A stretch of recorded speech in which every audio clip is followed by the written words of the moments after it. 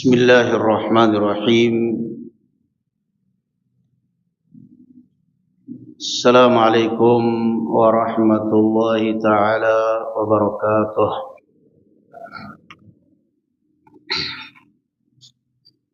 إن الحمد لله نحمده تعالى ونستعينه ونستغفره ونعوذ بالله من شرور أنفسنا وسيئات أعمالنا.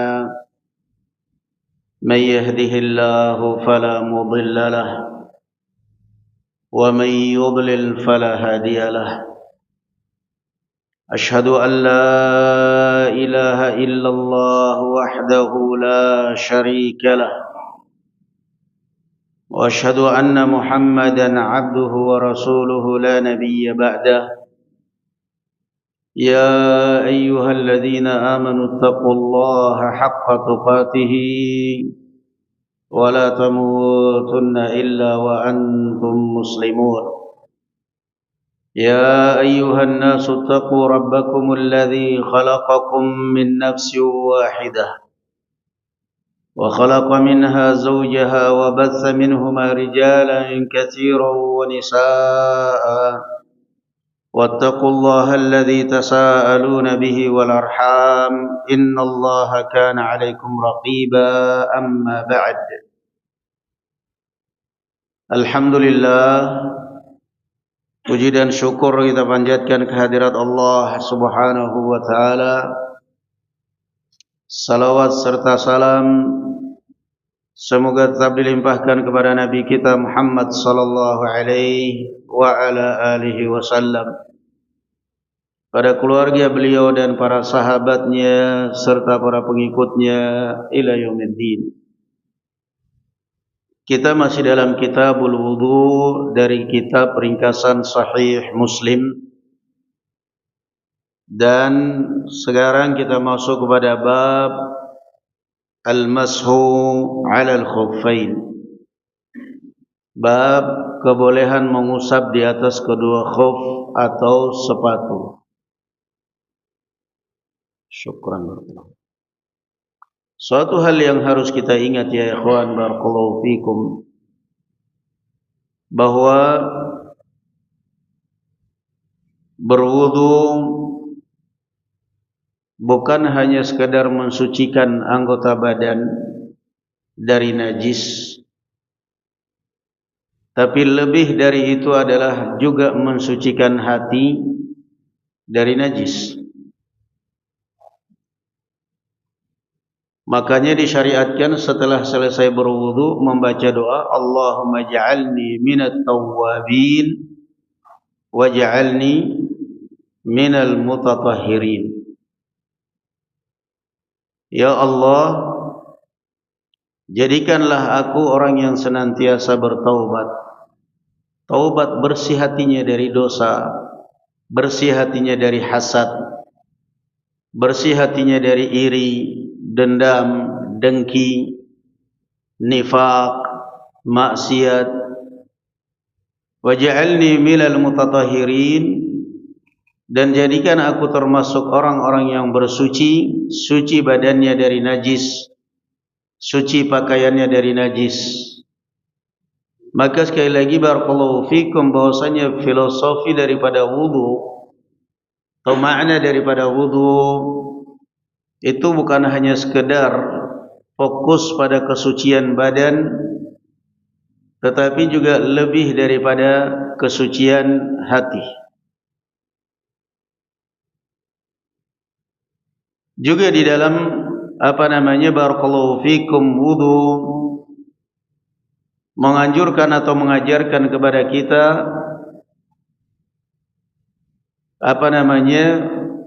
perasaan, bukan di samping kita merasakan anggota badan kita yang sejuk dengan air wudu, juga hati kita yang merasakan sejuk dengan zikir, dengan tumakninah, dengan zikrullah azza wa jalla. Ala bi dzikrillahi tatmainnul qulub. Dengan berzikir kepada Allah hati pun akan tenang. Maka Wudu bukan hanya menghasilkan kesejukan pada anggota badan kita, namun juga menghasilkan kesejukan, menghadirkan kesejukan pada anggota atau pada hati kita. Itulah di antara hikmah daripada wudu. Sekarang kita masuk kepada hadis pertama dari bab al-mashu 'ala al-khuffain.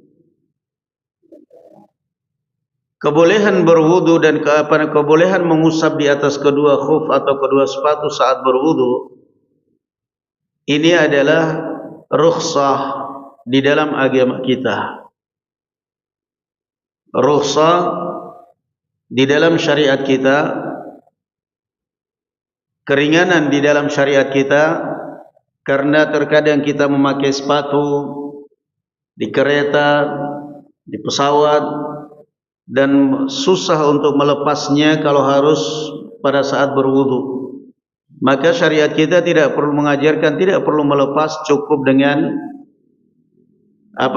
diusap di atasnya dan itu sudah tergolong suci.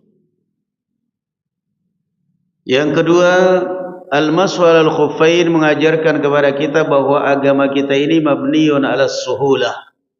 Agama kita ini menggampangkan, memudahkan, mudah dan gampang. Enggak perlu orang melepas sepatu, cukup mengusap di atasnya. Juga mengajarkan kepada kita namun satu hal, bahwa mengusap di atas kedua khuf, kedua sepatu, itu dimasukkan di dalam kitab akidah oleh para ulama. Ini boleh dikata satu-satunya bab fikih.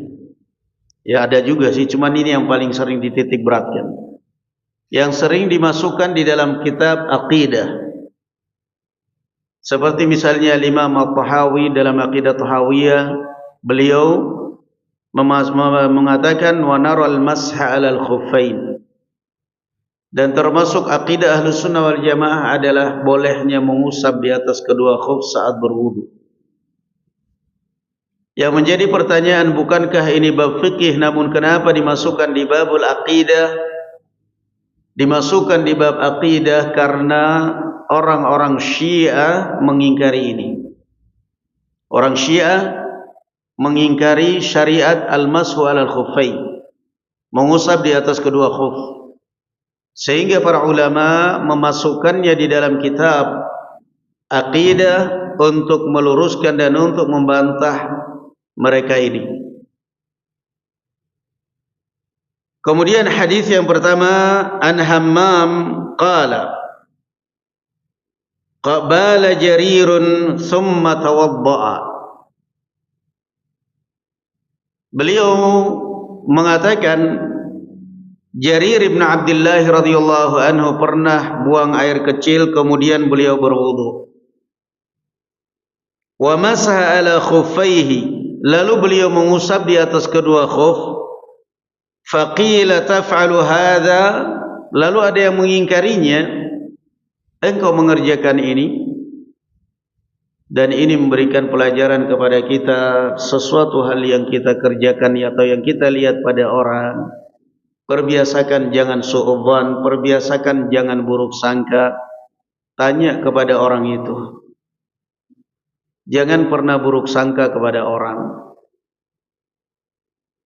Lebih parah lagi buruk sangka kepada siapa? Kepada Allah. Wah, itu jelek pisan itu. Buruk sangka kepada Allah itu siapa sih? Ada orang yang buruk sangka kepada Allah? Banyak. Contohnya siapa? Orang yang buruk sangka kepada Allah itu orang yang iri dengan rezekinya orang lain. Sadar enggak Anda buruk sangka kepada Allah? Kenapa dia dikasih saya tidak, ya Allah? Kan begitu. Kan buruk sangka kepada Allah. Itu lebih parah. Cuman orang enggak sadar aja. Makanya karena dia buruk sangka kepada Allah Azza wa Jalla, bukannya tambah kaya, tambah kejepit. tambah miskin, tambah susah. Sudah susah hidupnya, nggak dapat apa-apa, susah lagi hatinya, murung melulu wajahnya. Kenapa? Buruk sangka kepada Allah. Dan Allah Azza wa Jalla mengatakan, ana inda dhanni abdi bi. Saya ini akan memberikan kepada kalian tergantung dugaan kalian. Kalau kamu selalu husnudzon kepada saya, ntar saya kasih, kata Allah. Enggak usah khawatir. Ada waktunya masing-masing. Oh, nyatanya kita sabar dari kecil sampai 25 tahun baru nikah kok. Iya kan? Masa nggak sabar bisnis baru satu pekan pinginnya udah beli mobil? Wong gendeng. Orang kadang-kadang sabarnya Masya Allah, dari umur bayi sampai 25 tahun, 30 tahun baru nikah. Sabar kan? Setelah nikah langsung dapat anak nggak? Enggak kan? Setelah nikah dapat anaknya kapan? Normal berapa? Normal 9 bulan. Ya kan? Normal 9 bulan dapat anak. Sabar enggak? Sabar. Ada yang bahkan 5 tahun baru punya anak. Sabar. Enggak ganti istri, enggak nambah istri, sabar. Tiap hari dicela, diingatin orang tua, mertua, kamu udah enggak punya anak, udah ganti aja itu. Sabar, saya udah cinta, Bu. Saya senang sama istri saya. Orangnya lembut, orangnya baik, pintar masak, pintar dandan, bukan pintar ngonten. Istri pintar ngonten, tukar tambah aja kayak gitu. Pada akhirnya 5 tahun kemudian punya anak juga. Bisa sabar. Giliran dagang pinginnya satu pekan sudah punya mobil Pajero lagi dibayangnya. Mimpi sebelum tidur. Giliran dagang pinginnya 1 bulan pokoknya langsung kaya raya, langsung beli ini, langsung beli itu. Yang waras dikit lah jadi manusia. Kalau nggak bisa waras banyak, waras dikit aja nggak apa-apa, minimal. Namanya dunia itu sabar. Jangan pernah buruk sangka kepada Allah Subhanahu wa taala. Rezeki itu semua sudah digariskan oleh Allah Subhanahu wa taala. Nah, jangan ribut hanya karena barakallahu fikum, rezeki hanya karena bisnis, hanya karena ini semuanya. Malu-maluin orang yang enggak sholat tertawa. Jangan pernah suudzon kepada Allah Subhanahu wa taala. Terimalah pemberian Allah Azza wa Jalla. La in syakartum la azidannakum. Kata Allah, kamu syukur saya tambah. Kamu sukar tambah sukar sekalian. Mau apa? Allah memberikan tantangan itu. Kamu syukur saya tambah. Jangan khawatir. Kapan ya Allah? Sabar. Nanti ada waktunya saya akan kasih kamu. Tapi kalau kamu sukar, tunggu, tambah sukar hidup kamu. Nah, itu sudah segitu, sudah rahasianya Allah Subhanahu wa taala itu. Itu Jarir. Jadi orang melihat Jarir, dia radhiyallahu anhu berwudu, mengusap di atas kedua khuf. Orang lihat ada apa ini orang? Tanya, taf'alu hadza? Kenapa engkau berkerjakan itu? Tanya dong kepada orang. Jangan suudzon. Qala, na'am, ra'aitu Rasulullah sallallahu alaihi wasallam bala thumma tawadda'a wa masaha ala khuffai. Kata Jarir, saya pernah melihat Rasulullah sallallahu alaihi wasallam berwudu, kemudian kencing, kemudian berwudu, dan beliau mengusap di atas kedua khuf, di atas kedua sepatu. Ya sebenarnya kita mengartikan khuf itu gampang aja ya, gampang difahami aja. Tapi sebenarnya sepatu dengan khuf itu beda. Makanya kalau antum belajar bahasa Arab, antum belajar sepatu itu hidha. Khuf lain lagi. Khuf itu gambarnya nanti kamu dapati seperti kaos kaki. Memang kaos kaki tapi dari kulit. Itu khuf namanya. Yang biasanya dipakai untuk di dalam sepatu. Ya, dan itu biasanya kalau di Timur Tengah kalau musim dingin mesti pakai itu kita. nggak kuat telapak kakinya.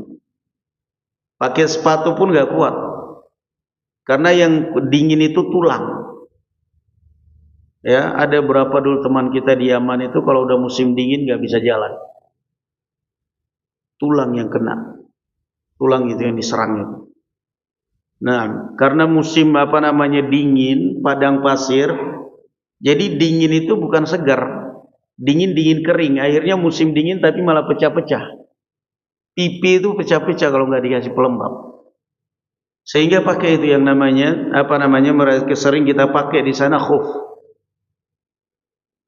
Qala al-A'mash qala Ibrahim. Jadi Jarir bin Abdullah radhiyallahu anhu berarti dia mengamalkan ini karena melihat siapa? Melihat Rasul sallallahu alaihi wasallam mengerjakan. Dan Rasul sallallahu alaihi wasallam, Allah azza wa jalla mengatakan, "Wa ma atakumur rasulu fakhudhuh." Dan ini beliau radhiyallahu anhu memberikan pelajaran kepada kita ya ikhwan, bahwa ibadah itu adalah tauqifiyah. Ibadah itu adalah barakallahu fikum mencontoh. Apa yang dicontohkan oleh Rasulullah kerjakan, apa yang tidak dicontohkan jangan. Salawat ibadah. Maka contoh bagaimana Rasulullah sallallahu alaihi wasallam salawat. Salawat sambil joget, salawat sambil musikan jogetan. Lah kalau ibadah itu semau kita, apa perlunya Allah mengutus Nabi? Allah menciptakan kita untuk beribadah tujuannya. Bagaimana cara ibadah? Allah mengutus Rasul untuk mengajarkan kepada kita cara ibadah, cara sholat, cara zikir, cara salawat. Lah kalau kemudian kita membuat tata cara ibadah kita masing-masing, sepertinya ya sudah nggak ada gunanya Allah mengutus Rasul. Toh kita bisa memodifikasi, menginovasi ibadah, zikir sambil goyang-goyang, maju mundur persis kayak Yahudi lagi meratapin tembok ratapan, salawat dicampur dengan musik. Dari mana Yahudi seperti ini dicampur dengan Islam? Sedang memuji Rasul, sedang menyanjung Rasul, joget-joget, musikan, campur laki perempuan. Giliran kiai lewat, giliran ustadznya lewat, tunduk semua. Khusyuk, astagfirullahaladzim. Apa ini? Sudah lebih menghormati guru, menghormati kiai daripada Rasul? Kalian meyakini Rasulullah sallallahu alaihi wasallam lewat datang joget-joget, ya Allah, apa seperti ini ajaran para kiai kita zaman dahulu? Enggak ada. Ini adalah rusak sudah. Jarir mengusap di atas kedua khuf. Ditanya, saya lihat Rasulullah mengerjakan itu, selesai. Itu yang namanya ibadah. Apa yang diajarkan oleh Rasul, yang dicontohkan oleh Rasul kerjakan. Yang tidak ya jangan. Nah, tidak ada inovasi dalam ibadah, nggak ada inovasi dalam barakallahu fikum agama. Kalau mau menginovasi itu urusan dunia, tidak apa-apa. Adzan pakai speaker, silahkan. Tapi apa boleh memodifikasi lafaz adzan? Adzan kemudian dilafatkan seperti adzan dandut, mau didandutkan sambil joget, mau boleh? Nggak ada. Kenapa? Lagunya udah paten. Lagunya siapa? Lagunya orang Arab. Kenapa lagunya orang Arab? Bahasa Arab. Bahasa Quran juga begitu. Lagunya siapa? Lagunya orang Arab. Langgam Arab. Boleh kita membaca Al-Quran dengan langgam Jawa? Jangan. Kenapa? Itu bukan bahasa Jawa, Om. Itu bahasa Arab. Jangankan Al-Quran dibaca langgam Jawa, bahasa Arab aja langgam Jawa kalau dipertahankan jadi rusak. Aina tazhab? Ana azhabu ila. Itu bahasa Arab langgam Jawa, rusak enggak? Ijlis. Bahasa Arab langgam Jawa. Naam. Bahasa Arab langgam Jawa. Rusak nggak? Rusak. Ada orang ngajarin bahasa Arab malah ngerusak bahasa Arab. Kitabun, qalamun. Kamu gimana sih? Itu bukan ngajarin bahasa Arab, Mas. Itu ngerusak bahasa Arab. Ngajarin anak-anak itu jangan kitabun, kitab, qalam, masjid. Nggak ada orang Arab kitabun, nggak ada. Itu tulisannya. Tapi ketika bercakap hadza kitab, kecuali kalau ngajarkan bacaannya hadza kitabun. Tapi kalau kamu bercakap, ayo lisan hadza kitab, hadza kitabun, tasdidnya bun. Itu langgam Arab dijawakan jadi rusak. Bagaimana langgam Quran?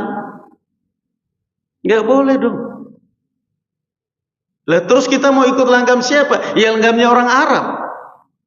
Kok bisa? Karena bahasa Arab. Nah, coba lihat orang Arab bahasa Indonesia fasih tapi tetap aja lesannya susah dirubah.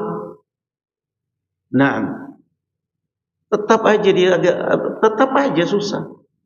Untuk fasih seperti lesannya kita tetap aja susah. Kenapa? Dari kecil begitu produknya dia.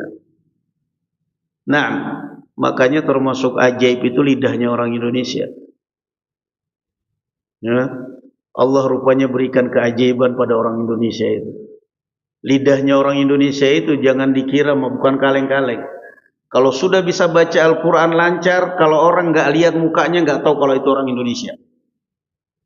Kalau sudah berbahasa Arab fasih, berbahasa Inggris fasih, kalau orang nggak lihat mukanya nggak tahu kalau itu orang Indonesia.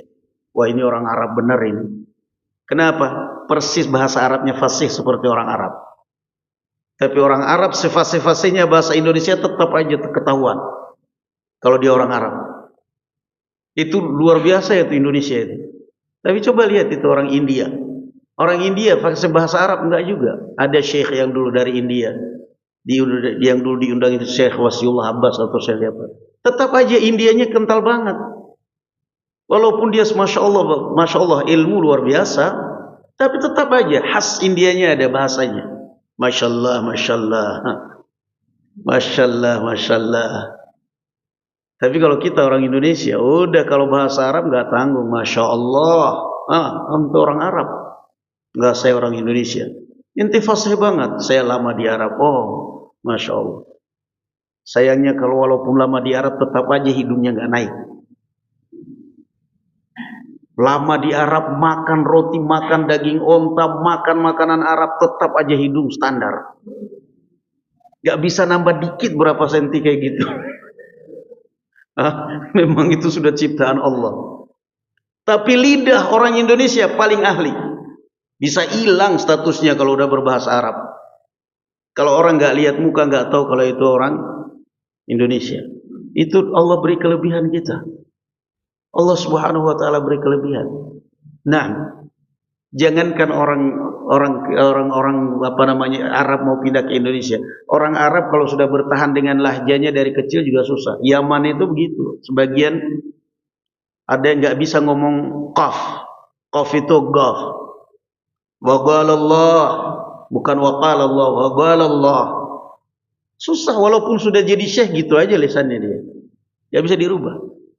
Nah, jadi barakallahu fikum ya ikhwan, ibadah itu tauqifiyah. Enggak mungkin. Enggak mungkin kita modifikasi dan jadi rusak, enggak ada daya tariknya akhirnya. Jarir, ambil pelajaran. Ibadah itu bukan modifikasi.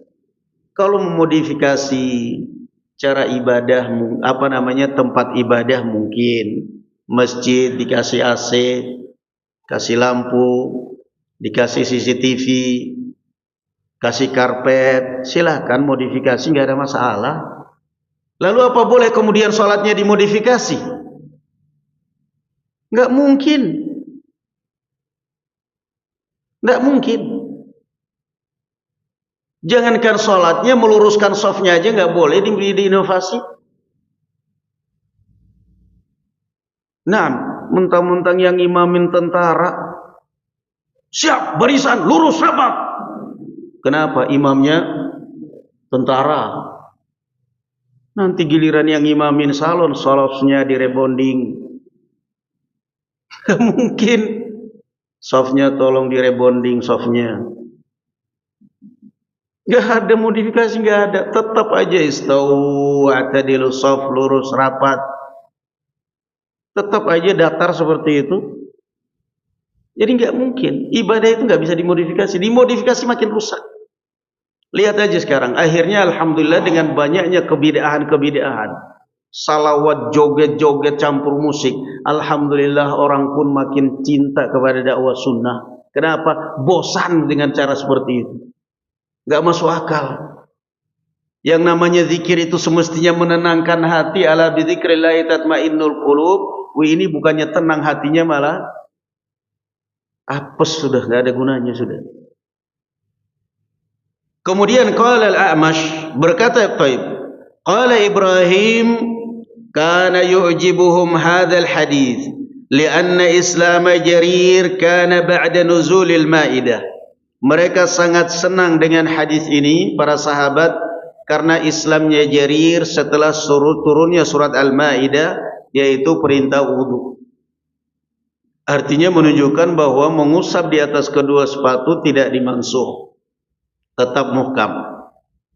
Nah, ketika kita sedang safar atau ketika kita sedang di rumah, gak ada masalah. Kita safar atau kita di rumah gak ada masalah. Mengusap di atas kedua sepatu kalau memang itu adalah dibutuhkan. Atau bahkan mungkin gak dibutuhkan, kebetulan aja kita habis olahraga, kita habis mungkin ya memang lagi pakai sepatu ingin sholat duha, karena memang kita pakai sepatunya bersih, masuk rumah pakai saya ingin sholat, nggak ada masalah. Rasul sallallahu alaihi wasallam mengatakan, "Shallu fin ni'al khaliful yahud." Salatlah kalian dengan sandal-sandal kalian atau sepatu-sepatu kalian, selisihilah orang-orang Yahudi. Naam. Qala an Abi Wa'il radhiyallahu anhu qala, kana Abu Musa yushaddidu fil baul. Dari Abu Wa'il radhiyallahu anhu, beliau mengatakan, Abu Musa al-Ash'ari yushaddidu fil baul. Naam. Ketika kita mendengar nama Abu Musa al-Ash'ari, ya ikhwan, selalu yang teringat adalah kekompakan dalam komunitas mereka. Semestinya ini adalah menjadi pelajaran bagi kita, bahwa yang namanya sebuah komunitas terbentuk dan tercipta rasa solidaritas sesama komunitas. Itu yang dari kisah Abu Musa al-Ash'ari. Rasulullah sallallahu alaihi wasallam memuji kabilah mereka ini. Innal Ash'ariyin idza armalu fil ghazwi aw qalla zaduhum jama'u ma 'indahum faktasamuhu fima bainahum fahum minni wa ana minhum. Sesungguhnya kaum Asy'ariyin ketika mereka dalam perjalanan safar perang ataupun di kampung mereka dan sudah mulai berkurang perbekalan mereka, mereka akan mengumpulkannya lalu mereka dibagi sama rata di antara mereka. Nah, ini komunitas mereka ciptakan seperti itu luar biasa. Sampai Rasulullah sallallahu alaihi wasallam mengatakan fahum minni wa ana min. Maka saya termasuk mereka dan mereka termasuk dari golongan saya. Itu saking simpatinya Rasulullah sallallahu alaihi wasallam dengan kekompakan mereka.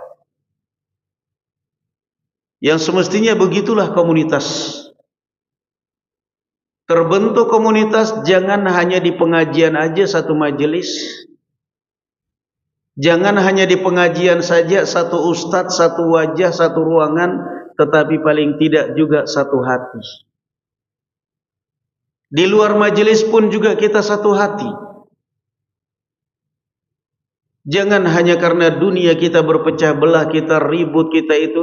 Mending kita berpecah belah karena dunia dalam arti masing-masing sudah punya dunia. Yang satu punya Pajero, yang satu punya Alphard, yang satu punya Innova, yang satu punya Avanza. Mending. Berarti berpecah belah karena dunia, tapi dunianya apa? Dapat. Ini kadang-kadang berpecah belah karena dunia nggak punya apa-apa. Motor aja belum lunas. Berarti kan fitnah itu namanya. Untuk apa coba? Sadar coba.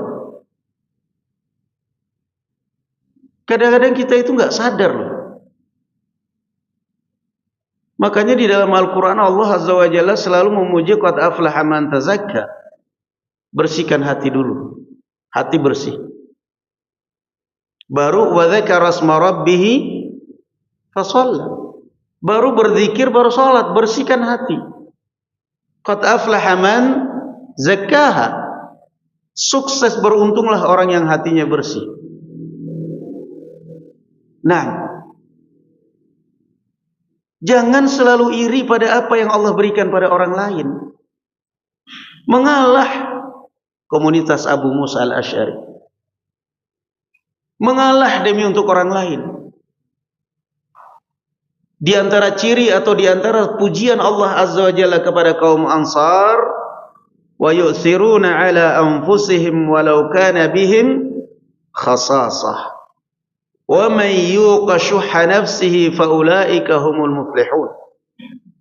Di antara pujian Allah kepada kaum Ansar, wa yu'thiruna ala anfusihim.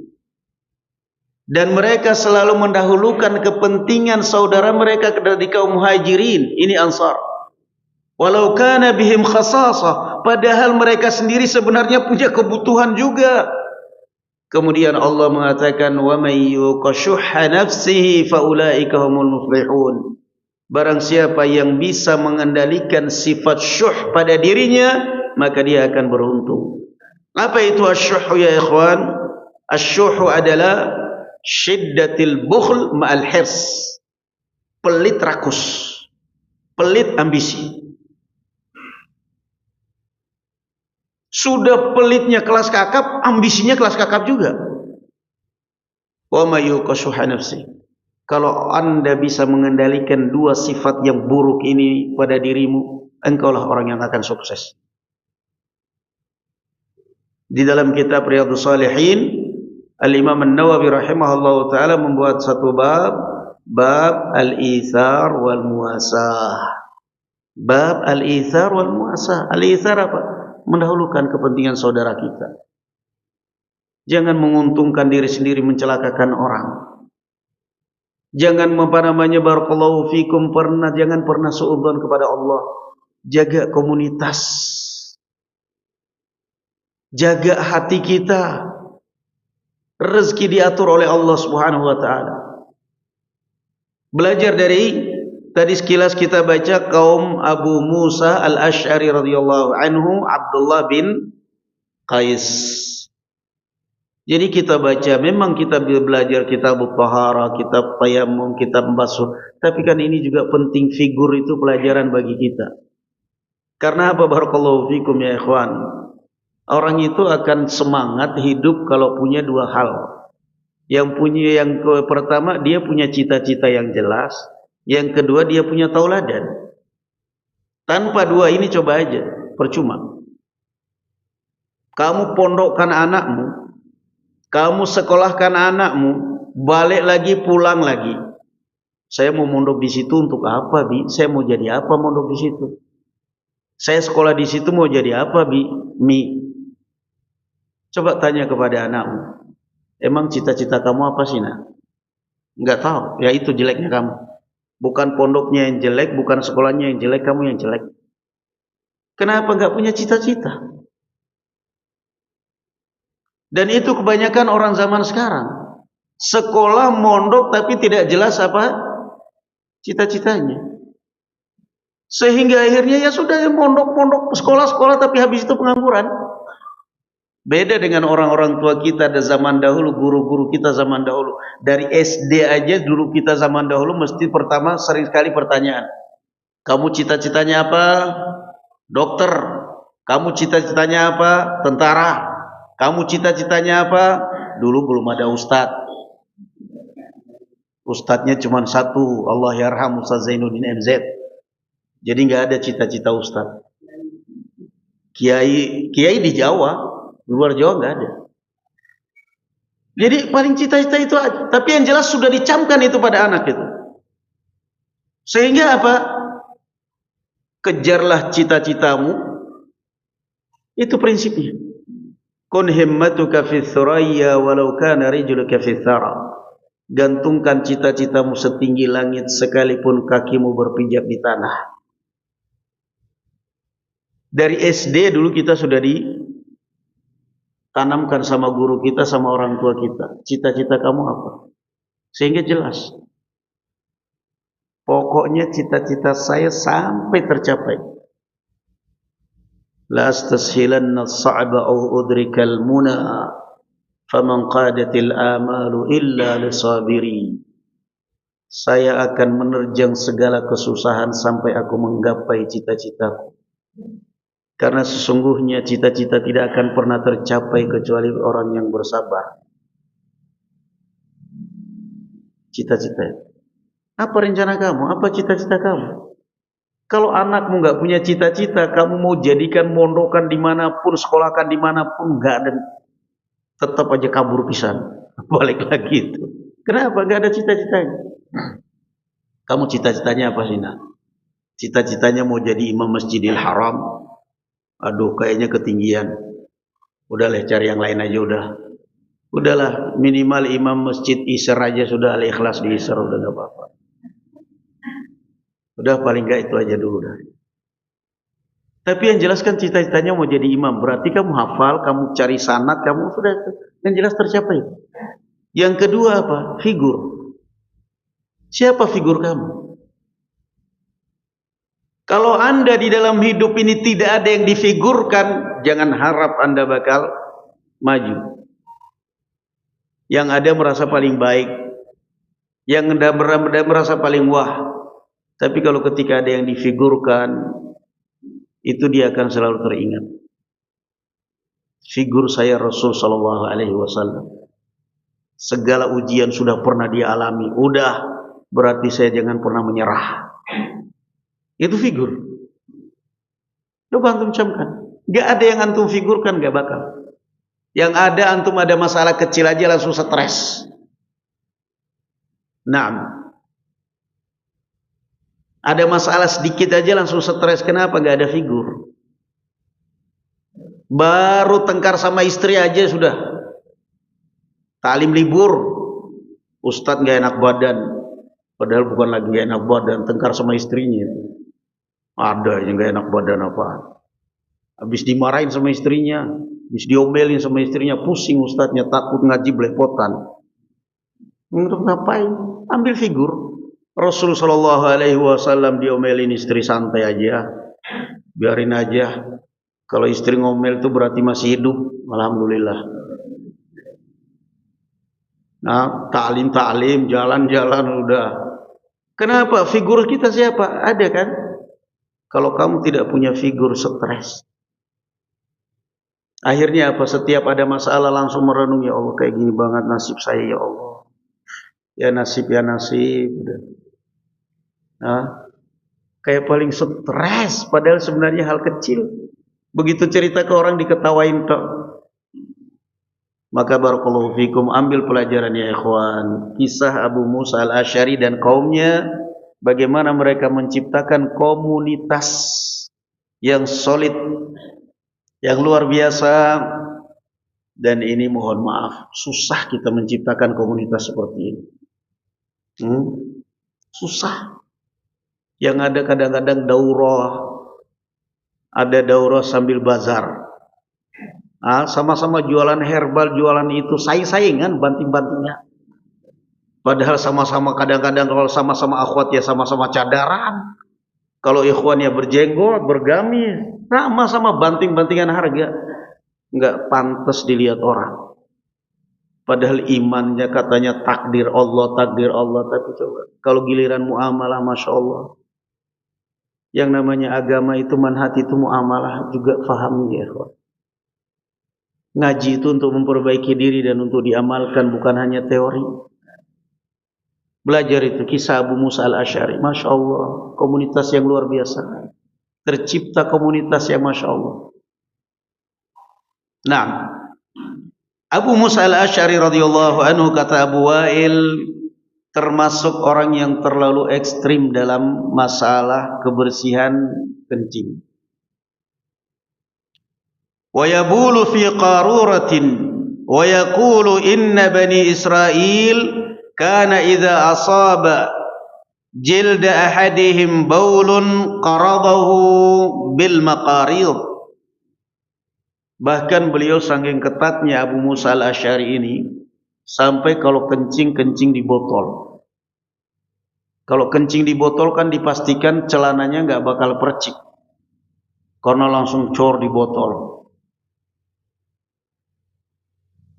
Apa dalilnya? Dalilnya dulu Bani Israel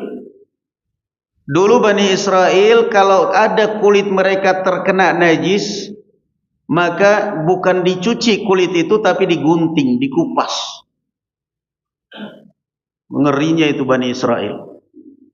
Dan ini juga ya azab karena kesombongan mereka. Kalau ada tangan mereka, paha mereka, kaki mereka terkena najis, bukan dicuci dengan air cara membersihkannya, dikupas kulitnya. Kalau kita seperti itu, ngeri nggak? Taubatnya mereka, taubatnya apa? Bunuh diri sebagai taubat. Mereka menyembah patung anak sapi. Ketika Nabi Musa pergi menerima wahyu, sepulangnya dari sana Nabi Musa memerintahkan mereka taubat, tapi untuk membunuh diri mereka masing-masing. Mereka pun masuk di dalam ruang besar yang gelap, tidak melihat, tidak mengenali satu sama yang lain, dengan membawa pisau masing-masing, dan mereka bunuh-bunuhan. Na'udzubillah. Faqtulu anfusakum dzalikum khairul lakum 'inda bari'ikum fataba 'alaikum innahu huwat tawwabur rahim. Allah perintahkan mereka untuk saling bunuh satu sama yang lain. La haula wala quwwata illa billah. Kemudian faqala Hudzaifah, lawadidtu anna sahibakum la yushaddidu hadha at-tashdid falaqad ra'aytuni ana wa Rasulullah sallallahu alaihi wasallam natamasha fa'ata subatata qaumin subatatan khalfa ha'itin faqama kama yaqumu ahadukum fabala. Nah, Hudzaifah ibn al-Yaman radhiyallahu anhu mengingkari apa yang diperbuat oleh Abu Musa al-Asy'ari. Tapi coba lihat, ulama mengingkarinya begitu santun, begitu sopan.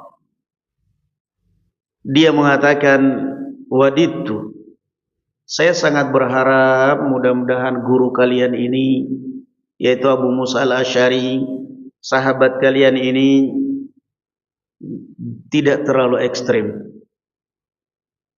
Jangan terlalu ekstrim begitulah. Sampai kencing aja harusnya di botol, nggak perlu seperti itulah. Kenapa? Kata Hudzaifah, saya pernah jalan bersama Rasulullah sallallahu alaihi wasallam. Tiba-tiba beliau mendatangi pembuangan sampah di satu kaum yang menghadap tembok. Kemudian beliau kencing sambil berdiri. Qala fantabadtu minhu fa asyara ilayya fajitu fakuntu inda aqibihi hatta faragha. Aku pun kemudian menjauh dari beliau karena beliau ternyata buang hajat, buang air kecil, maka aku pun menghindar. Lalu Rasul sallallahu alaihi wasallam memanggil saya dan aku mendekati beliau dan menghalangi beliau dari orang lain.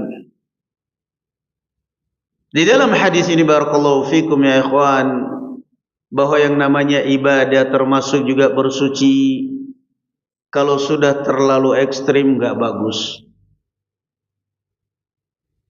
Termasuk dalam bersuci dalam kencing. Sudah yang namanya air kencing itu kata Imam Ibnul Qayyim al-Jauziyah rahimahullahu taala seperti air susu ibu. Air susu ibu ketika disedot oleh bayi keluar. Begitu berhenti juga itu air susu otomatis.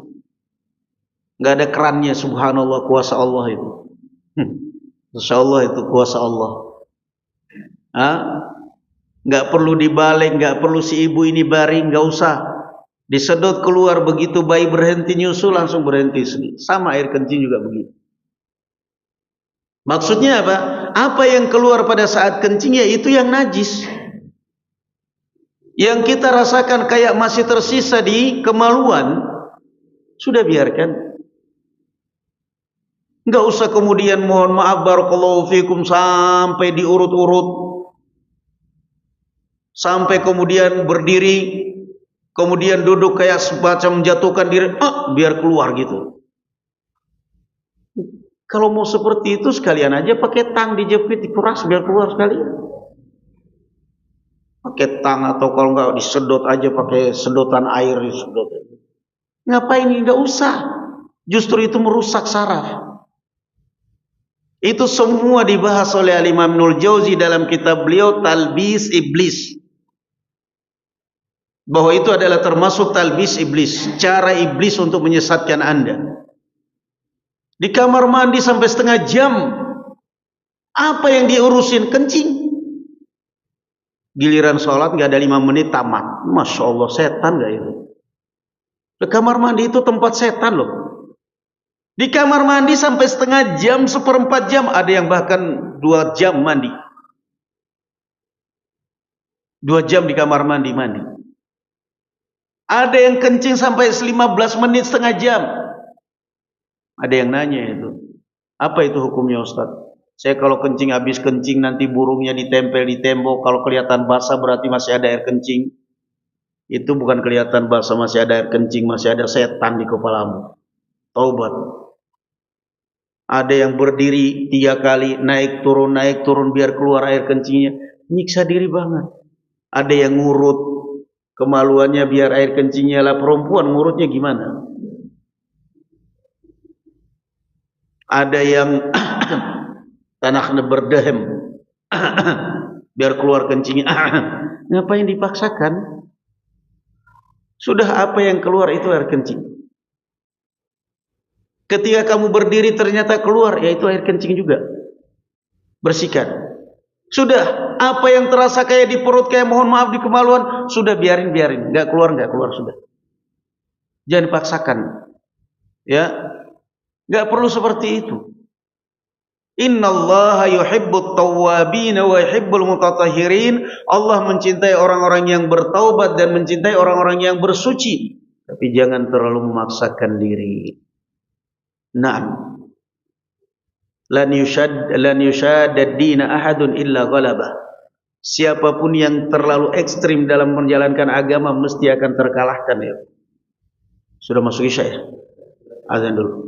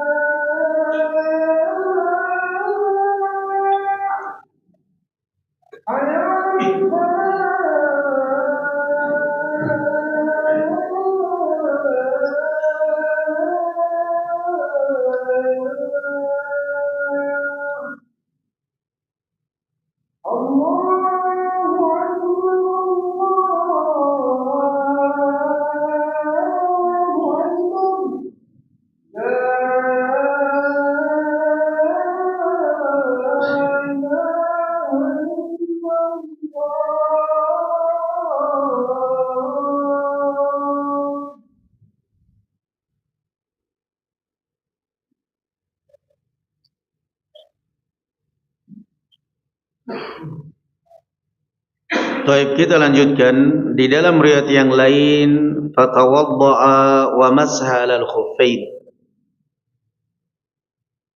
Lalu setelah beliau sallallahu alaihi wasallam kencing, beliau berwudu dan mengusap di atas kedua khuf. Di dalam hadis ini juga menunjukkan bahwasanya Rasulullah sallallahu alaihi wasallam pernah kencing sambil berdiri. Dan itu enggak ada masalah.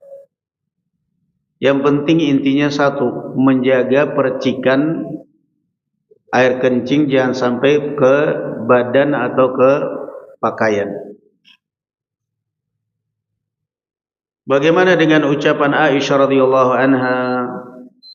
Beliau pernah mengatakan, "Man haddatsaka anna Rasulullah sallallahu alaihi wasallam bala qa'iman faqad kadzab." Ay akhta.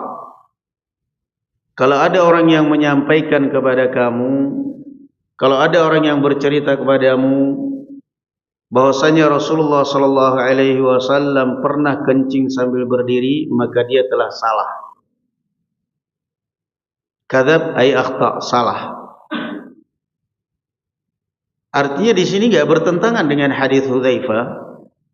Kenapa tidak bertentangan kata para ulama? Aisyah radhiyallahu anha bercerita atau menyampaikan sebatas apa yang dia lihat keseharian Rasulullah di rumah beliau. Sedangkan Hudzaifah bercerita yang dia lihat ketika dia safar dengan siapa? Dengan Rasul sallallahu alaihi wasallam. Dan di dalam kaidah usul fiqih, al-muthbit muqaddam 'ala an-nafi.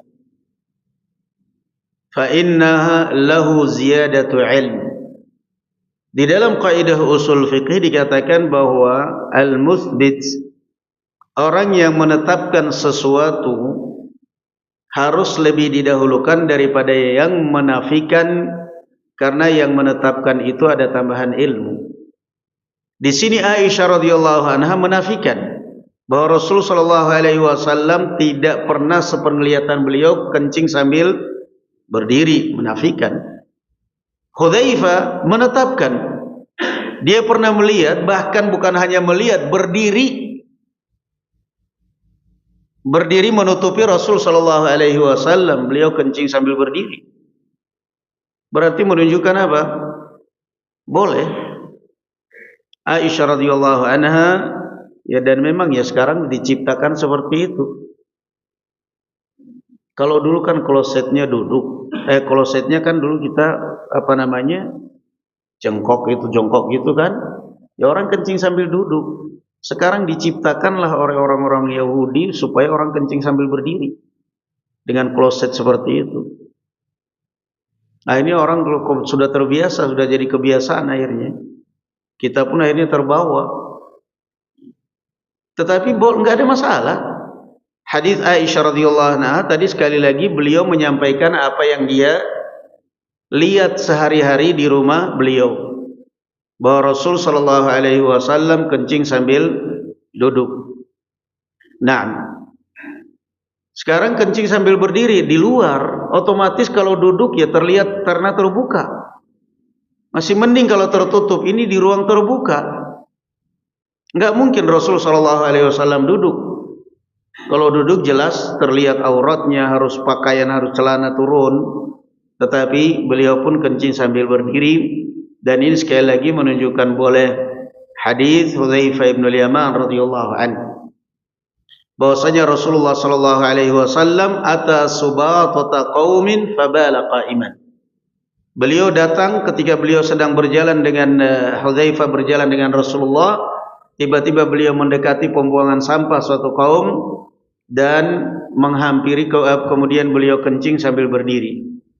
Dan itu lebih aman. Kenapa yang dipilih pembuangan sampah? Karena kemungkinan mantulnya air kencing itu lebih kecil dibandingkan kalau seandainya dia menghadap ke tembok.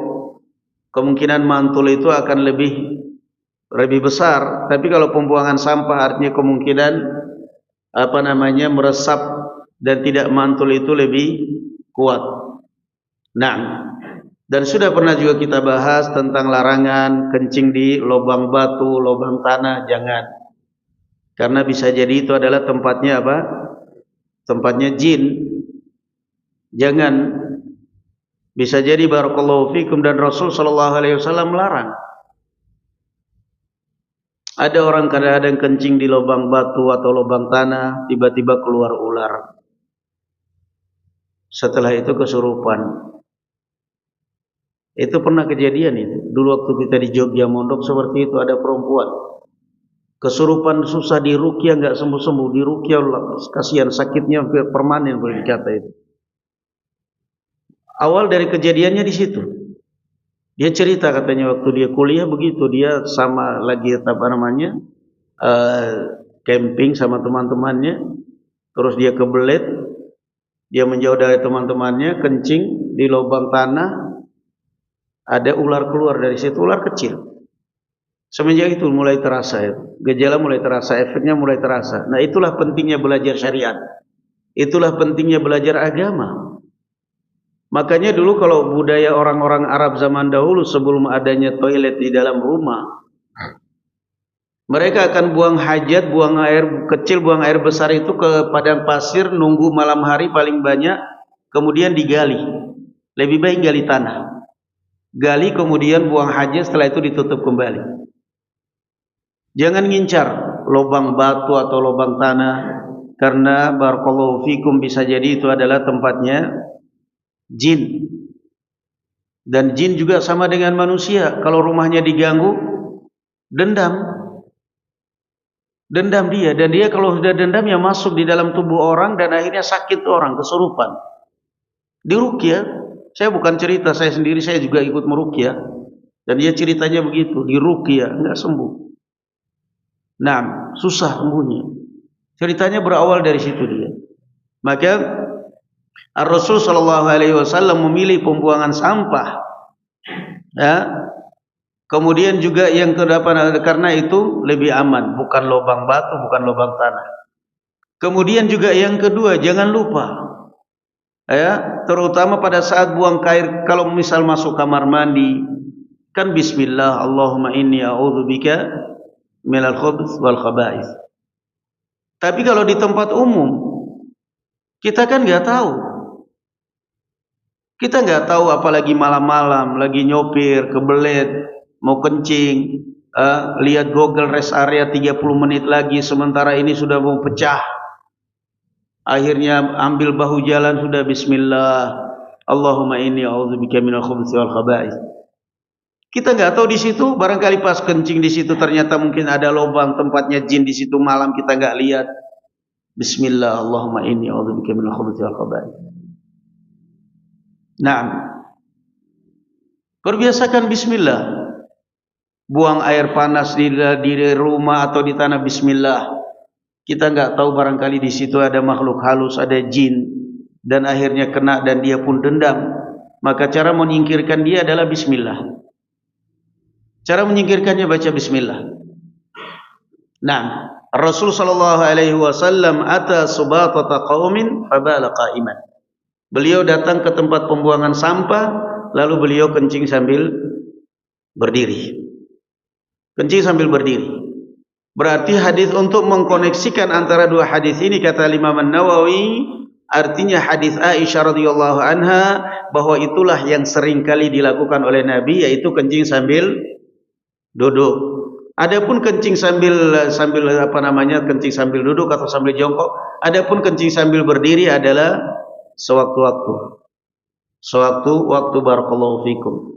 Kembali kepada masalah tadi ya ikhwan, masalah tasyaddud, ekstrim di dalam ibadah, di dalam bersuci. Hati-hati. Karena itu adalah waswasatus syaitan. Karena itu adalah waswasatus syaitan. Rasul sallallahu alaihi wasallam pernah ditanya anir rajul yukhayyalu ilaihi ka'annahu yajidu syai'a fi shalah, qala la yakhruju hatta yajida rihan aw yasma' sautan. Ya Rasulullah, saya kalau sholat itu kayak terasa di dalam perut itu kayak ada yang keluar, kayak ada angin keluar di dubur. Atau kalau perempuan kadang-kadang, apalagi perempuan yang udah banyak anaknya, kadang-kadang begitu dia sujud terasa ada angin yang keluar, padahal mohon maaf bukan dari dubur itu angin keluar, pada asalnya keluarnya dari farji, dari kemaluan, dan itu tidak pengaruh apa-apa karena keluarnya bukan dari dubur. Sehingga Rasulullah ditanya, ya Rasulullah, saya kalau sholat terasa itu kayak ada yang keluar di dubur saya, apa boleh saya batalkan sholat saya? Kata Rasulullah sallallahu alaihi wasallam, la, jangan, hatta tasma'a tajida rihan au tasma' sautan. Jangan sampai kamu mencium bau atau terdengar suara. Berarti apa di situ? Tahan, jangan diikutin. Karena yang namanya syaitan berusaha untuk merusak ibadah kita. Jadi kata Imam Ibnul Qayyim Al-Jauziyah rahimahullahu taala, masuknya pintu syaitan kepada manusia itu adalah al-ifrat wa tafrid, dari dua jalur ini. Al-ifrat wa tafrid. Ketika kamu ahli ibadah, ketika kamu semangat ibadah, maka setan masuk dari pintu ifrat berlebih-lebihan.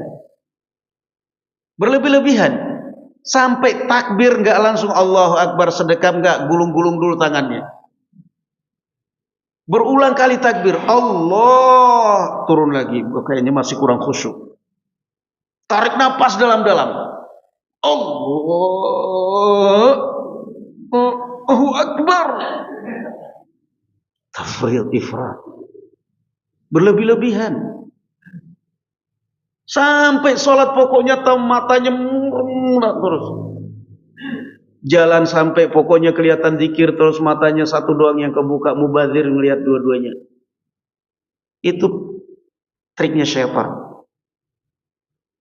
Syaitan ketika melihat kamu rajin ibadah, maka akan masuk kamu dari sisi yang seperti ini.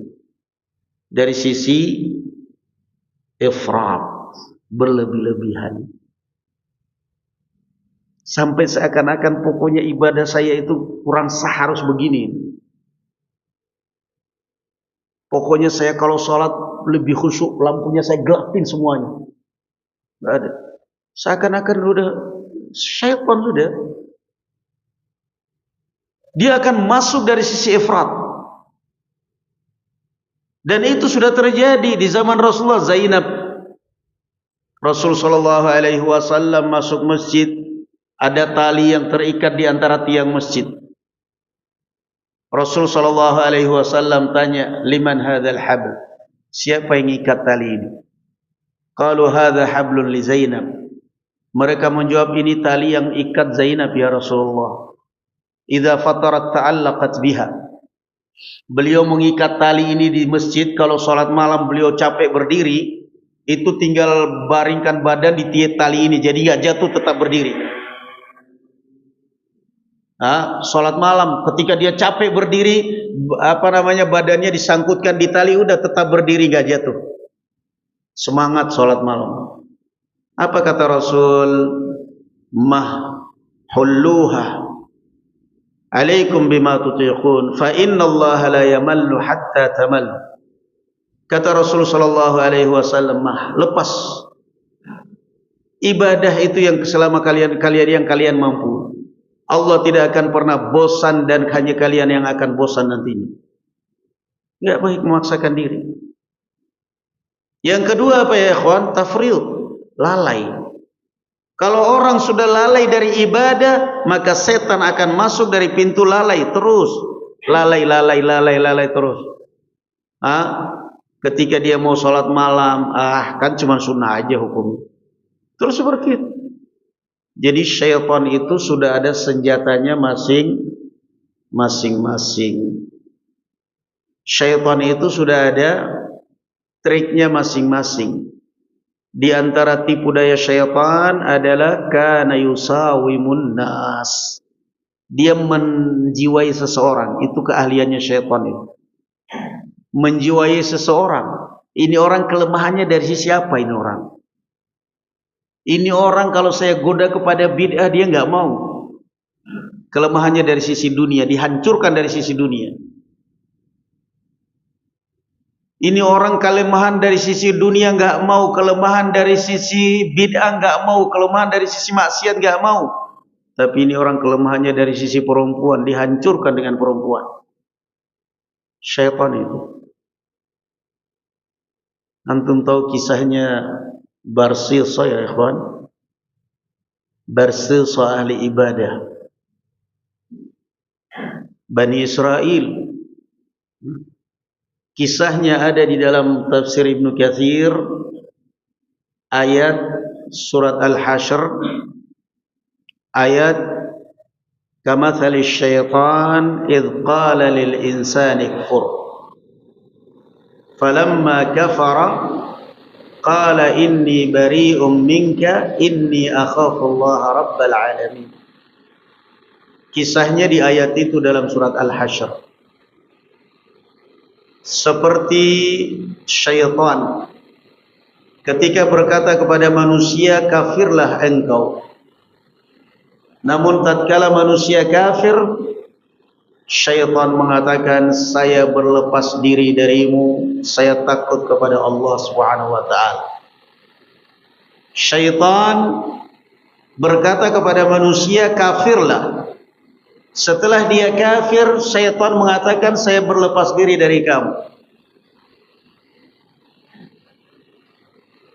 La ilaha illallah. Ya sama setan dulu sama setan sekarang sama.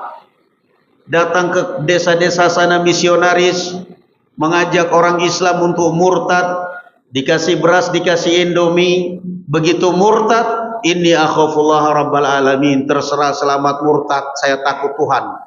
Tinggal Barsisa ahli ibadah. Makanya jangan sok-sokan merasa iman kuat. Ahli ibadah, dia mengambil atau membuat satu tempat ibadah yang dinamakan sauma'ah. Sauma'ah, tempat ibadah, dia bangun di situ, fokus ibadah siang malam. Tidak ada aktivitas kecuali zikir, salat. Masya Allah, ahli ibadah. Bani Israel, pengikutnya Nabi Isa bin Maryam.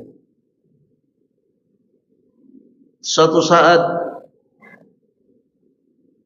ada perintah jihad di negeri itu oleh pemerintah, oleh al-wali. 3 orang bersaudara laki-laki terkena panggilan jihad, wajib jihad. Mereka harus berangkat berjihad. Mereka punya saudari seorang perempuan. Kepada siapa kita titipkan saudari perempuan kita ini? Dia belum punya suami. Mereka mikir mau dinikahkan juga belum ada jodoh.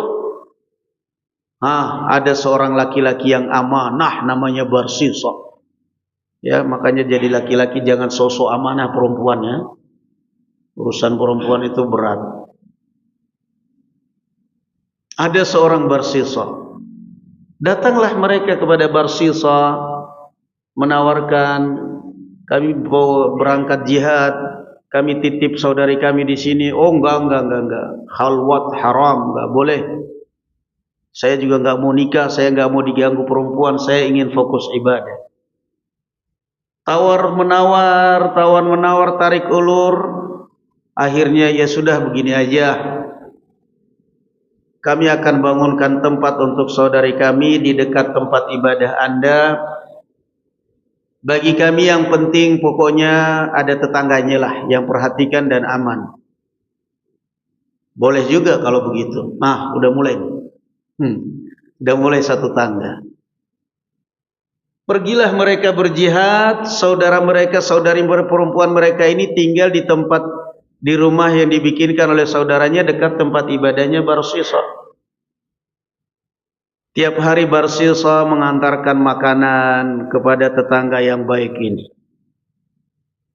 Diantarkan makanan, taruh di depan pintu, ketuk pintu, langsung lari ke tempat ibadah. Saking takwanya enggak mau melihat wanita. Takut terfitnah. Taruh di pintu itu makanan, ketuk pintu, langsung masuk, enggak mau urusan. Datang setan. Barsisa, kamu yakin makanan itu dia yang ambil? Jangan-jangan begitu kamu pergi dimakan kucing ke, dimakan anjing ke? Nah, terus gimana? Ya paling tidak kamu intip dulu, pastikan sampai diambil sama dia. Baru kamu masuk. Boleh juga masuk. Boleh. Oh iya juga ya. Iya juga kan? Setan itu licik, hati-hati kamu. Jangan pernah kompromi sama setan, kalah mesti kamu. Iya juga ya. Lah kalau pas kamu tinggal dimakan kucing gimana? Akhirnya mulailah hari kedua ngantarin makanan, kemudian setelah itu ditunggu, diintipin, dilihat, sampai dipastikan wanita ini buka pintu ngambil, baru masuk. Oh ya, tenang. Pikiran, kenapa? Pasti. Tapi kan sudah tahu, ternyata ayu juga ya. Kan mesti udah laki-laki kok. Siapa bilang laki-laki gak kayak gitu hatinya? Akhirnya lama seperti itu setan mulai lagi. Barsisa, kamu ini laki-laki apaan, gak punya perasaan? Paling tidak mbok yot, minimal kamu tanyakan dulu kayak bagaimana keadaan, sehat. Masuk. Ya juga ya. Paling tidak kamu tanya sehat apa enggak, gitu aja udah. Tungguin ke depan pintu sampai dia ambil makan, tanya sehat, baru masuk. Ya. Ini udah langkah kedua ini, ketiga ini. Antarin makan, ditungguin di depan pintu sampai si wanita ini keluar ngambil makan, kamu sehat, masuk, udah. Tapi kan sudah mulai kebayang. Udah mulai. Hari berikutnya setan datang lagi. Ya kamu jadi laki-laki ya jangan terlalu kejam sama perempuan lah. Masya Allah, itu laki-laki itu selalu dipermainkan perasaannya memang. Kamu jangan terlalu kejam lah sama perempuan. Ya namanya perempuan ditinggal saudaranya, paling tidak dia juga senang ada yang ajak ngobrol. Paling tidak kamu ajak ngobrol sebentar ke, duduk sebentar ajak ngobrol. Nah, masuk. Iya juga. Wah, ini ide yang afdol ini. Masuklah akhirnya ini Barsisa ke dalam rumah. Ngobrol. Kata Rasul sallallahu alaihi wasallam apa? La yakhluwanna rajulun bimra'atin illa wasyaitanu thalithuhuma. Tidaklah laki dan perempuan berduaan yang bukan mahram kecuali setan yang ketiganya. Karena setan yang ketiga, nenek-nenek pun terasa cantik kalau sudah bukan mahram. Makanya sering terjadi perselingkuhan, orang penasaran seberapa cantik ini si perempuan, kok suami bisa begitu dilihat istri perempuan selingkuhan, auzubillahi minasyaitonirrajim. Ini laki-laki enggak punya mata apa ya? Istrinya cantik kok bisa selingkuh sama. Kenapa? Ya itu sudah memang nasnya begitu. Rasulullah mengatakan tidaklah dua orang laki dan perempuan berduaan di tempat yang sunyi, yang sepi, kecuali setan yang ketiganya. Mau bilang apa? Masih mau bilang nge-grab mobil sana berduaan. Enggak, setan yang ketiganya. Dah ngobrol, sebentar ditinggal. Lama-kelamaan akhirnya mulai goyang imannya. Mulai goyang ini imannya ahli ibadah ini. Mulai goyang. Akhirnya terjadilah perzinahan. Na'udzubillah. Sampai punya anak.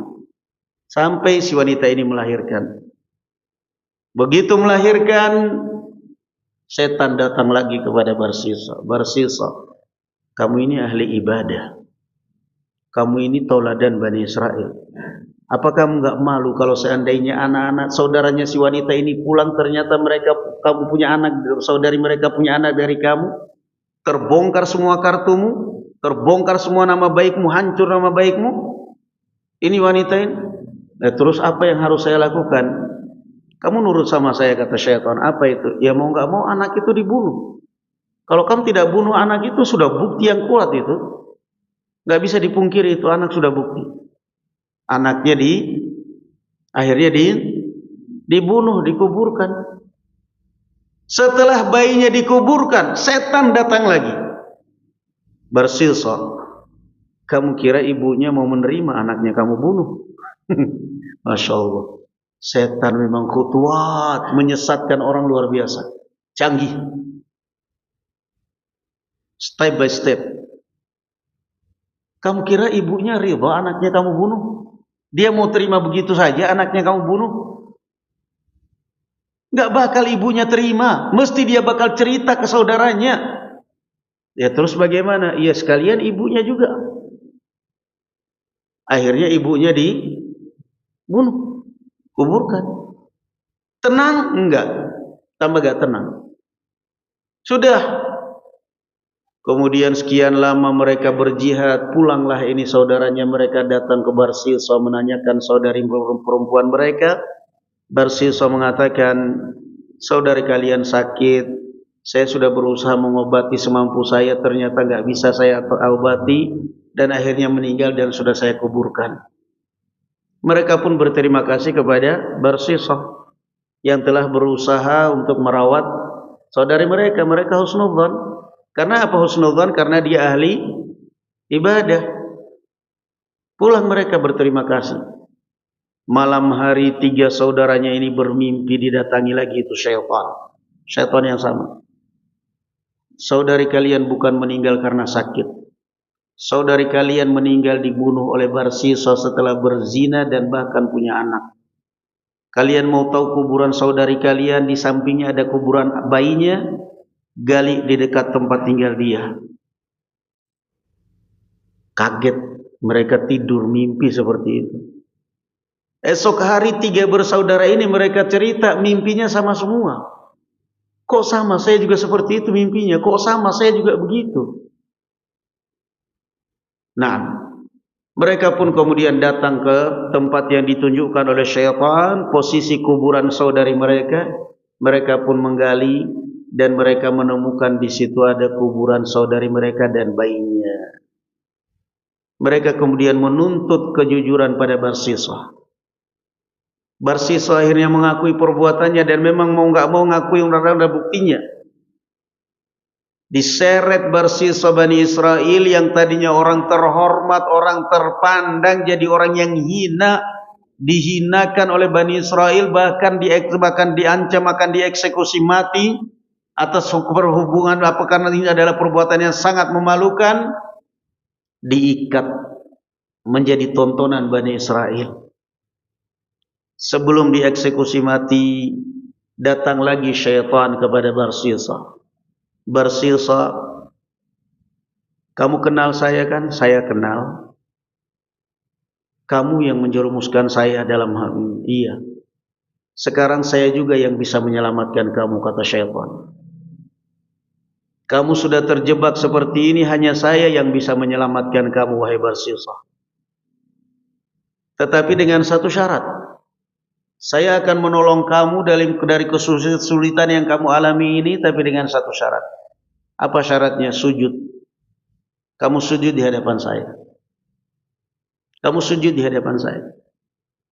Barsisa kemudian sujud.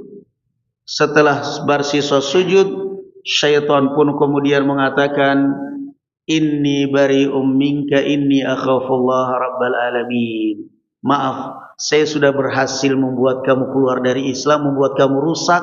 Sekarang saya berlepas diri dari kamu. Silahkan. Kemudian akhirnya dieksekusi, mati dalam keadaan setelah keluar dari Islam. Kamathali syaitan idh qala lil insani kfur. Seperti syaitan yang berkata kepada manusia, kafirlah engkau, sujudlah saya kepada engkau. Falamma kafara, ketika dia kafir sujud kepada syaitan, syaitan mengatakan saya lepas diri. Setelah itu dibunuh. Sekali lagi ini kisah untuk mendapati dalam tafsir Ibnu Katsir surat Al-Hasyr ayat itu. Nah, subhanallah ya ikhwan, maka al-ibadah barakallahu fikum ya ikhwan, ihdinas siratal mustaqim, berjalan di atas siratal mustaqim, jalan yang lurus, jalan yang benar, tanpa ekstrim dan tanpa meremehkan barakallahu fikum. Naam, ada pertanyaan ya ikhwan? Fadhalu kalau ada pertanyaan. Waktu masih lama.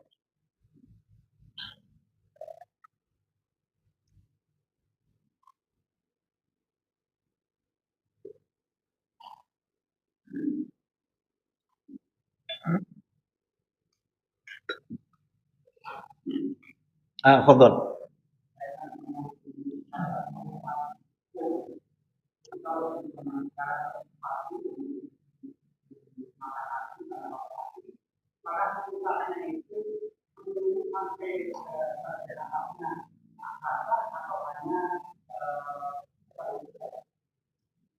Yang namanya mengusap atau membasuh barakallahu fikum enggak ada airnya.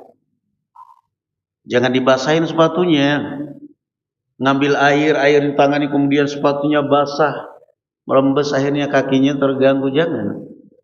Sama dengan mengusap kepala, membasuh kepala. Kita ambil airnya kita buang, sisanya itulah yang kita usapkan di kepala kita. Kita basahin tangan kita, ambil air kemudian kita buang airnya, yang nempel di tangan itulah yang kita usapkan, yang kita basuh di sepatu kita, di kepala kita. Nah, jadi jangan difahami bahwa air harus basah, lah, salah. Nah, famashala, kata Ali bin Abi Thalib radhiyallahu anhu arda, "Law kana ad-dinu bir-ra'yi lakana asfala al-khuffi aula bil mashi min a'la." Kalau seandainya agama ini dengan akal, maka semestinya yang di bawah, bagian bawah sepatu lebih utama untuk dibasuh daripada atasnya. Tapi yang dibasuh atasnya doang. Jadi bukan dibasahin enggak. Nah, ambil air, cukup satu kali pun bahkan sudah cukup. Satu kali ambil air untuk usap kanan dan kiri, atau bahkan berbarengan pun enggak ada masalah. Karena di situ adalah rukhsah barakallahu fikum. Nah, ada yang lainnya ya kawan?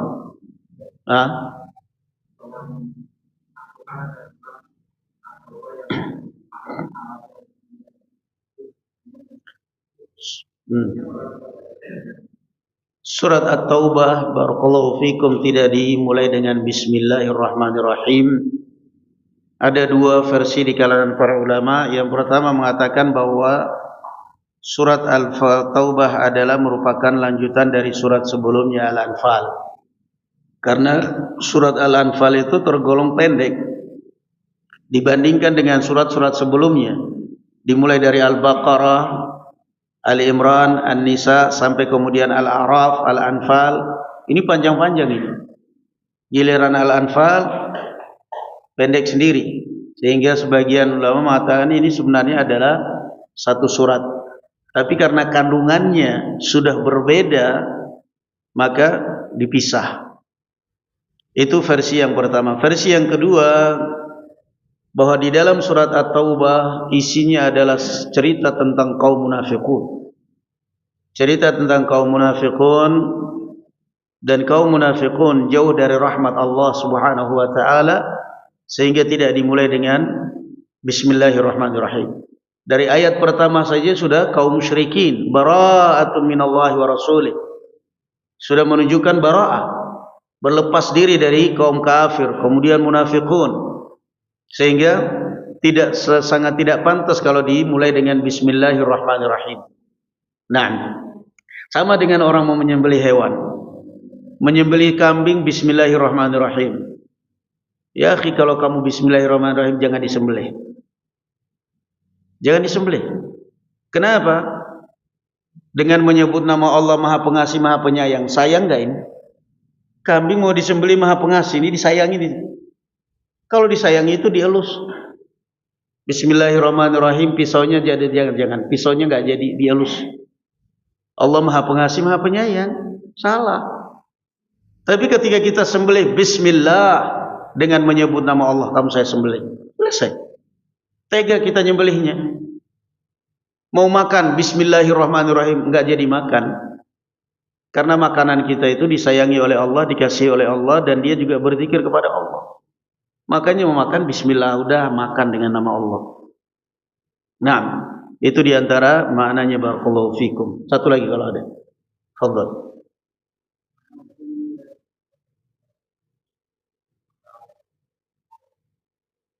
Hah?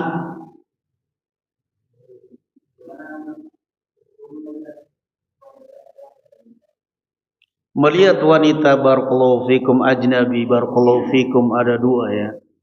Ada yang memang itu adalah hajat dalam arti darurat seperti kita sekarang ini. Ya, kita mau bilang mau enggak melihat wanita yang ajnabi. Mau dia ustadz, mau dia udahlah enggak usah sosokan. Bagaimana Anda di rumah sakit, bagaimana Anda di jalan, bagaimana Anda di mall, bagaimana Anda di tempat kerja, bagaimana dan bagaimana, itu sudah memang sudah tantangan sudah tantangan masa kan. Belum lagi ini handphone baru buka sudah keluar iklan. Nah, jadi pembicaraannya di situ adalah Anda melihatnya barakallahu fikum, kalau sudah melihatnya dengan nafsu dan syahwat bahkan terus-terusan, itu yang haram. Itu yang haram. Sudah mulai dipandang, sudah mulai dilihat, sudah mulai dibandingkan, kayaknya lebih cantik dari istri saya, setan sudah masuk itu. Nah, kayaknya lebih cantik dari istri saya.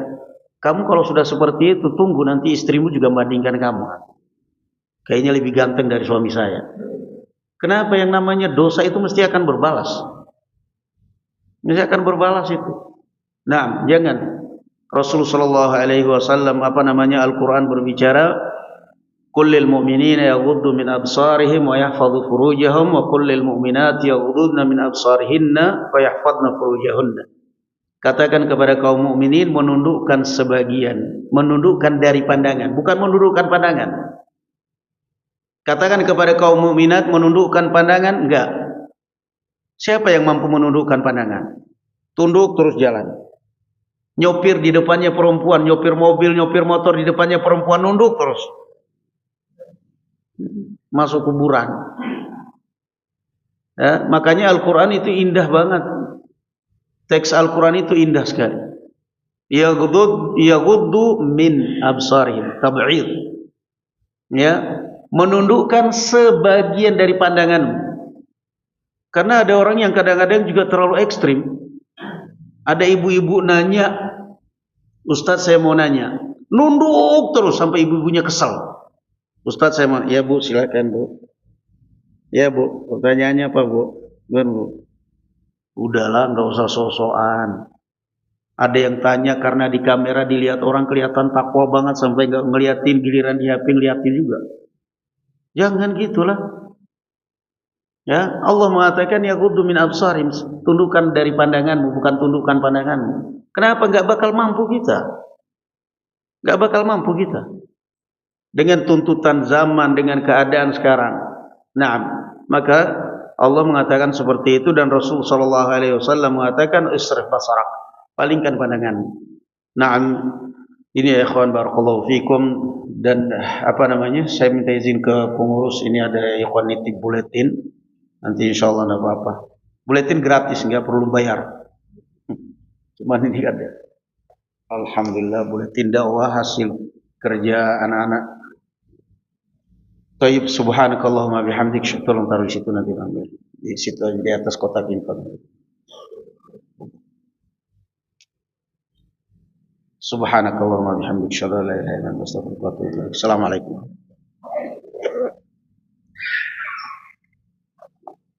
Allah.